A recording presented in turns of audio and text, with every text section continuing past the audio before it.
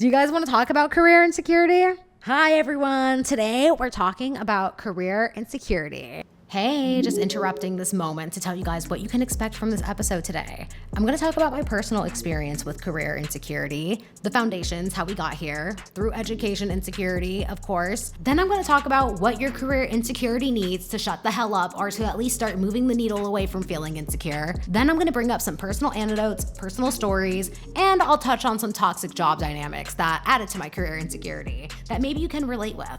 Mine specifically being in a startup, semi-corporate environment. So if you have corporate trauma, this is the one for you. But if you also just have career insecurity in general, this is kind of like a guidance episode and a personal, relatable story episode. So yeah, enjoy.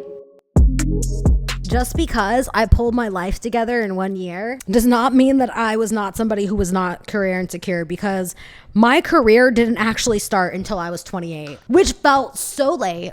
And even before 28, I felt like every year that I didn't have an official job, I was fucking my life up. Apparently though, did you know that you can't put this content creator shit on a resume? It counts as being self-employed. But yeah, so I had a lot of career insecurity about that I had a lot of demonstrated success, but I didn't have a lot of professional success. And even all of my professional roles prior to that, like my highest paying job was $13 an hour. I was honestly convinced I was going to live with my mom until I got married. And when I wasn't getting married, you guys, I was actually getting really heated about it. I was like, oh my God, what am I going to do? Like, this is the only way out for me. I really didn't think that there was going to be a way out. Cue me getting an actual job because, like, not to discredit myself, I was one of the most qualified people in the room. It was just because I was overlooking a chaotic situation in a startup environment. And sometimes when you are entering a startup environment, you can get the luck of getting the manager title. Now, mind you, prior to getting the manager title at this establishment, other companies that I worked for did try to give it to me, and they did open up the opportunity. But I was going to school. I was doing the UCF and Valencia thing. If you don't know, you start off at Valencia, you go to UCF. It's supposed to be a 4-year thing. Ended up taking me 6 because I kept failing. I failed 2 math classes, and that set me back a semester. I also took 2 remedial classes. It was like a remedial writing, and I also took like 3 remedial math classes. So I had a lot of like extra classes added to my plate. It just took me long to get out of there, okay? So not only did I have career insecurity, but it's like, oh my God, I'm on this path and it's taking so long to insecurity. Even the boyfriend that I had at the time, he was like, like, you could have been a doctor at this point. You've been in school for so long. But that's just how long it took to catch me up to my counterparts. Entering my first official role, what I realized was that my career insecurity was obvious to other people, because my millennial self not only did not really think of myself as a manager, because I was very aware that like I was kind of getting the position because there was a lot of chaos going on and somebody just wanted someone else to do the job, didn't care about the qualifications, kind of like how I got replaced. But I knew that I got my foot in the door at a very opportunistic time, and that so much of what happened to me with my career was opportunity meeting the moment, meeting somebody who really likes to take on charity cases. I know I'm not helping you guys, but like my situation did not change for me until I realized that other people could tell that I had career insecurity. They could tell I had boss insecurity, leadership insecurity. They could tell that like I lacked the fundamental professional guidance to emanate career security. Because it's not enough to just be like, yeah, I'm proud of myself because I have a degree. Or like, I'm proud of myself because I did get myself out of the hood. What other people did have that wasn't making them insecure was fraternities and sororities. And they had legacy with their family. Their parents were in these fields that they were entering. And if they were in those fields, they were also offering them jobs, right? So much of the insecurity is just coming from this like position of you don't have the guidance. The map isn't laid out for you. Like for me, the map was already fucked ass up. Like the map already set me back 5 steps before I even got to the start, right? So the insecurity was so deep for me. And I think just like my first piece of advice, accept the fucked up journey that you're on. Accept whether it's long, accept whether it's short, accept whether you got in that door because you met somebody who really just wanted someone to take that damn job, and start from there, okay? Also, those friends who have those parents and dads and that legacy, don't let that shit make you feel bad. And I know that doesn't automatically take away the pain, but they have all of that. Those hoes could still be jealous of you. Those hoes were the same ones who were actively making my life worse in that position that I was in because they could see where I was at. They could tell it was overwhelming for me trying to prove myself. It was almost like weaponized that I was like trying so hard to demonstrate that I was either this leader or this assertive person, or that I was someone who was willing to prove myself in ways that they wouldn't. Mind you, they were willing to prove themselves in ways that I absolutely never would. So, trade places as you will. Like for them, they were totally fine with bringing in like all of their friends and their network to like work and model for the company. They were fine with the models wearing their clothes, using their makeup on the models, just like sharing stuff with the models. They were just like fine doing all that extra with that. Catch me getting involved in other ways that were stupid, like just offering services that were outside of my role. I would say for me, like I'm not tech support. Catch me jumping in acting like I'm tech support. Like I would just try to prove how like handy I was. Like, oh, like maybe I'm not like manager professional trained, but like look at me being so useful. Look at all the like tips and tricks I know. Which by the way, there are things that really shocked me that some people didn't know. Things that I learned from very specific jobs. That's what Career Insecurity will have you doing. It will also have you trying to be likable and trying to be liked. At this time, I was not only insecure with my career, but I was insecure because I wanted a friend. I needed friends. By the way, you guys, I didn't realize how fucking vulnerable you come off to predators when you're openly like, yeah, I have no money, no family, and I'm 16 in the middle of Miami. Like when you do that, there are some people where like, that's the only way they make friends is through rescue situations. Sometimes they prefer to find people down in the dumps like that. Never again. I will never broadcast myself in a vulture ready to eat state. When you radiate career insecurity, you look like you're ready to be eaten by the vultures. That's why they don't like it when you grow. Yup. Look at you living a happier, prettier, thriving life than they are in the same situation. One of the things that's gonna get you out of your career insecurity, stop trying to be liked by all the random hoes in the building. Stop trying to prove your worth as a manager. Get very specific about the path that you wanna be on. So much of the insecurity is because you're looking to other people to validate either your experience, what you're going through, or where you want to be. Don't let people tell you what the next step looks like for you. You have to decide that for yourself. One of my best pieces of advice for this would be to go online and look at roles with pay that you want, positions that you want. What tools does it say that you need to know? Do you need to know HubSpot? Do you need to know SaaS? Like, what are these terminologies? How are they relevant to you? If you can like convince your boss to pay for the training for that program and to weasel it into your day-to-day tasks, you could learn on the job things that you want to develop in. And you just have to let it be known that like these are things that could benefit everybody. But if not, set the time aside. Learn those things before work or after work. Sometimes they're like 6-hour courses. Sometimes they're 5-hour courses. Sometimes they're just like a whole bunch of mini courses under one program. That's how Shopify is, at least. Get very specific about how you want to develop professionally.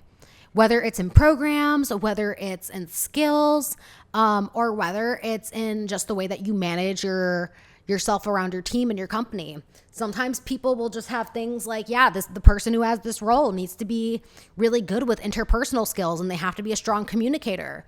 Run to YouTube, how to be a good communicator at work. What's a bad communicator at work? Start practicing those skills of not being a bad communicator, not being a good communicator, which by the way, bad communicators, they speak in code. They use words that are very like jargony, like SEC or, oh yeah, that's the MPOS or whatever. Like, are you on Yellow Monkey? Well, you have to get on Yellow Monkey. Like, you have to be very specific. Yeah, it's like, are you on Banana Split? Yeah. Yeah, you can't just assume everybody knows Banana Split language. Have I heard of the corporate pick me? Oh, I absolutely have. I low-key did work with one, but they were the silent, snaky corporate pick me.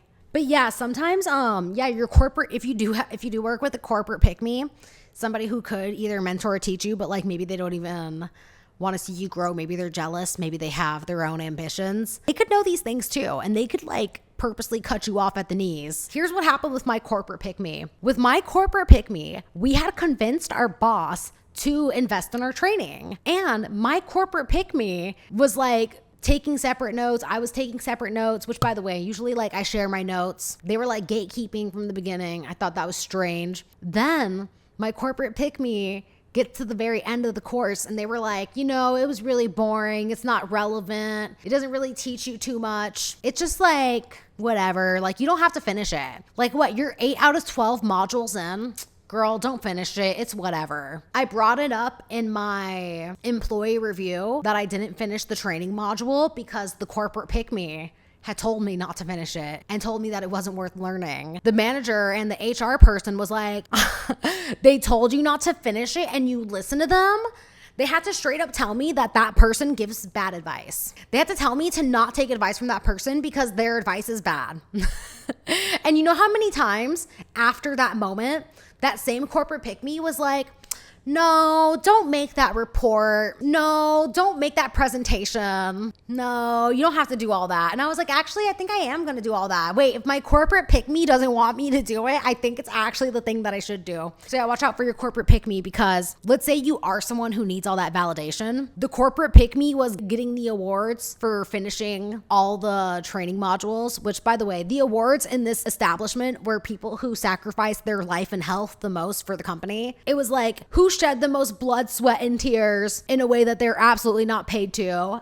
Come on to the front and grab your reward. Like, no, thank you. I'm so glad I didn't get a reward. The HR manager was like, she got all these awards because, she did those things and that could have been you. Go back and finish the class, finish the course. Now, these courses were like HubSpot, Google Marketing Analytics. It was like Instagram meta ads setup. Ultimately though, every time I would like be in one of these courses, it was like, unless I'm behind the wheel, like I'm at a place where I need a mentor, I don't need the course. And also like all the courses were so dated. Watch out for your corporate pick me and if you get bad advice because they're gonna make your career insecurity worse. We're all employees at the end of the day and colleagues who throw others under the bus will never thrive. You also said corporate pick me is nicer than the word bootlicker. It really is. It really is. I'm a team member before anything, obviously. I just don't fuck with that person. I just didn't like, if they had the opportunity to work with me, get along with me and to win by my side and they chose not to do that, that's their loss. Like, to me, I'm somebody that you would want to keep in your life and be on the good side of. Like, I'm not a shitty friend to have. So the fact that like they chose the path of enemy, that's their loss. Oh yeah, my corporate pick me also bragged about how busy they were. They huffed and they puffed whenever they would be assigned something because that was like a part of the act. They would tell everybody not to do tasks. Like they didn't have to finish any tasks that would involve them because then they would have to do more things. And then we would get yelled at because we didn't do it, but they were telling us not to do it. Yeah, they're always bragging about how hard they're working, but they're also gatekeeping their task and then they're acting like nobody else can do it. So they stop everything and they don't let anybody help them either. Or like if they do ask for help, like they just end up redoing your work anyways. Now you got 2 separate people doing the same thing at the same time. Like, why? They waste time.